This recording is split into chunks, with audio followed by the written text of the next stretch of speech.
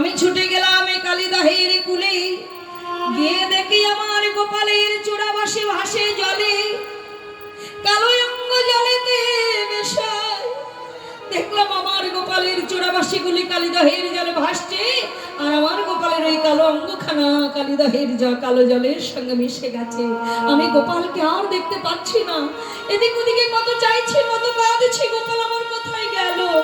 কিন্তু আমার গোপালকে আর আমি খুঁজে পাচ্ছি না। বল তুই শ্রীরাম, এমন দুঃস্বপ্ন দেখে মা হয়ে আমি কি করে আমার ছেলেকে গোষ্ঠী পাঠাবো বল?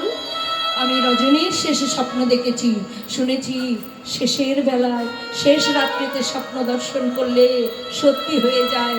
যদি আমার স্বপ্ন সত্যি হয়, যদি আমার গোপালকে আমি জনমের মতো হারিয়ে ফেলি, তাই আমি আমার গোপালকে আজ দেব না গোষ্ঠী, দূরে যা। শ্রীরাম বলছে, ওমা, স্বপ্নের কথা সত্য যেমন ভাবছো, মিথ্যাও তো হতে পারে। তুমি এমন ভেবো না মা, সব স্বপ্ন সত্য হয় না।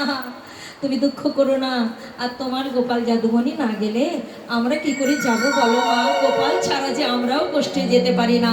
ধেনুর পাল ছটফট করছে, তাদের এখনো খাওয়া হয় নাই, তারা তোমার গোপাল ছাড়া যাবে না। তাই বলছি মা, অত দেরি করো না, তাড়াতাড়ি দাও। এইবার